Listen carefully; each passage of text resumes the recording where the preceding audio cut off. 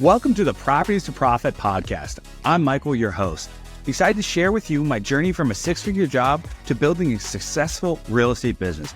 Each episode will explore various aspects of real estate investing, from wholesaling and flipping to managing rentals. I'll share the lessons and insights I've gained, aiming to help you avoid mistakes and achieve your financial goals.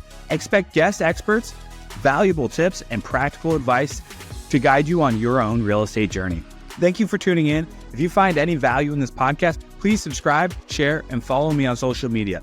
Let's turn properties into profits together. Good morning, guys. Michael here with Properties to Profits. Today's episode, I want to talk about the power of pre-performance outcomes and how you can win before you ever speak. And so, has anyone ever had a conversation with an employee who's not performing and they get combative and then you get in return get combative, and then it leads to, well, you're being emotional and they're blaming you for the problem at hand? Or have you ever had a conversation with a significant other and it just leads to an argument? Or have you ever been in a business negotiation or a sales conversation and what they want and what you want are so far aligned and the customer doesn't think that you have their best interest? Well, I think we've all been there before. And that's the problem when we don't take the time to create these pre-performance outcomes. We generally enter conversations unprepared, emotionally, mentally, and strategically. This leads to a misalignment of what we're actually trying to achieve here. And when you're misaligned, you have poor communication and relationships that can stall out and break down. And that's not what we're looking to do. Well, when you take 30 seconds, a minute to really plan your conversation throughout the day, before any major conversation, you can create clarity. You can define what you want the connection to be and the direction as well.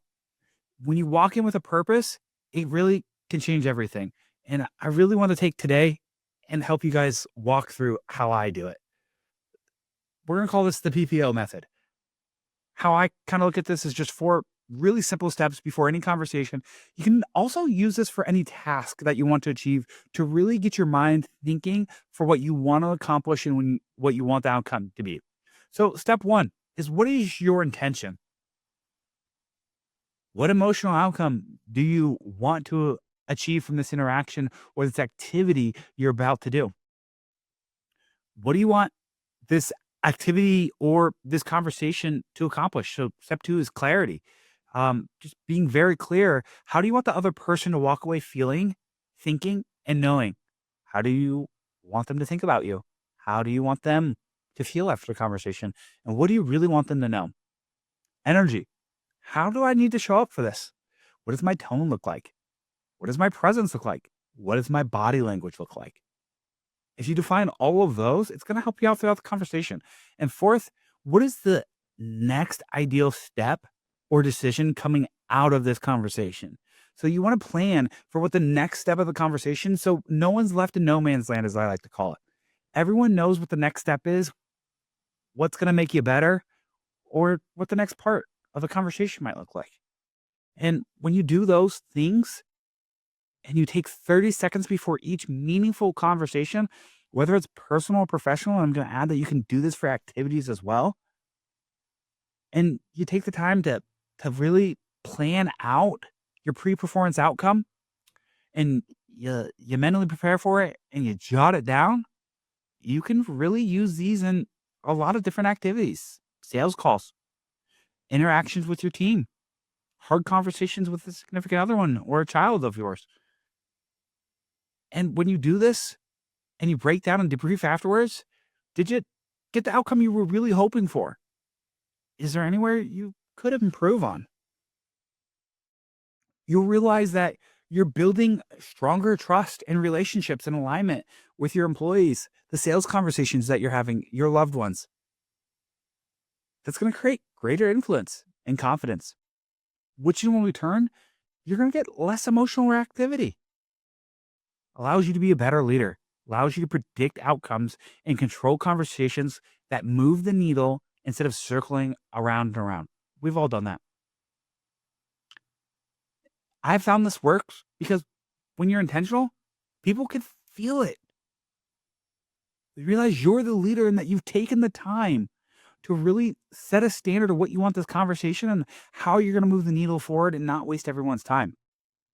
It changes how you speak, changes what you focus on, and it changes what others receive from you, which allows you to build emotional safety and it creates clarity.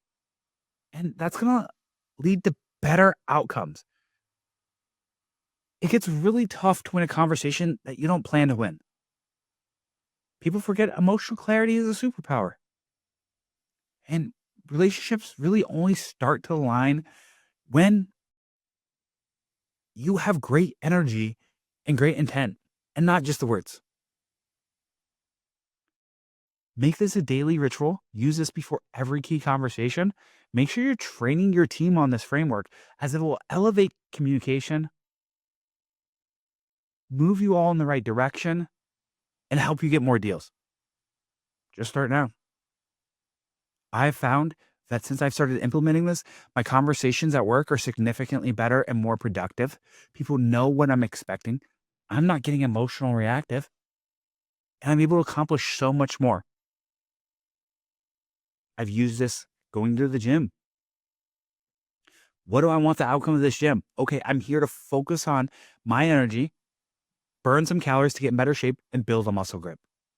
I use this with my time with my daughter. Okay, she is important to me. I want her to get out of this, that daddy spends time with her, daddy cares about her, that nothing is more important than her. And so I set my phone to the side. I'm here to focus on her and give her the energy and intent that she needs. In my relationships, when I'm having an issue with a personal relationship, I can say, hey, I'm having this problem. This is what I want to achieve from it. And this is the next steps. It's clear, it's concise. And those people respect me a lot more because I can clearly articulate what the issue is at hand. Now, a lot of time and energy goes into this, but it actually saves a lot more time and energy because you actually accomplish what you want out of the conversation, which is to move the needle forward, or the task, which is to move whatever goal that you're doing that task for forward. For me, my fitness goals, I want to get healthier. I want to do that for my daughter. All of these things allow. So I really encourage you guys to start this today. And remember, all we're doing is identifying 4 things before a conversation that you really want to do better. Your intention. What do you want this outcome to be? What emotions do you want to feel from this interaction? Second, clarity. What is the person you're having the conversation for? What do you want them to feel? What do you want them to know? How do you want them to receive this? What do you want them to think? 3, energy. How do you show up? What is your presence? What is your tone? What is your body language? All of those things matter. And 4, what is action? What do you need to leave this conversation with the next steps in hand? If you guys implement those today, you'll start to see your conversations go better.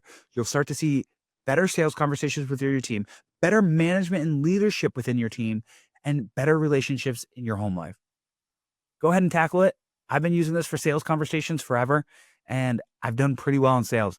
Now I'm taking this to every point in my life, including things I do, actions such as the gym or the reading, just focusing on the task at hand.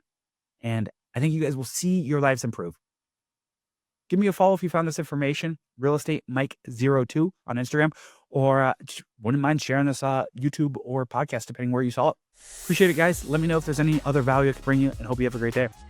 Thank you for listening to the Properties to Profit podcast. I hope you found today's episode valuable. If you enjoy the show, please subscribe and share it with others who might benefit. Follow me on social media for more updates and tips. Until next time, keep turning properties into profits.